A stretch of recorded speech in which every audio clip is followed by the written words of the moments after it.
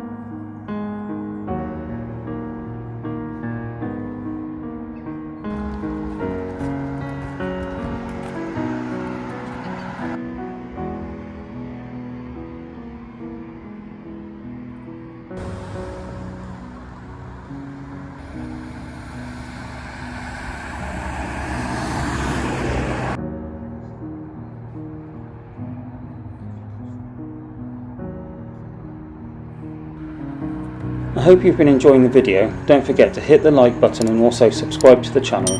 Next up is the images I captured with this dinky little 10 megapixel Canon S200 from 2014. Let me know in the comments below what you thought of this week's video.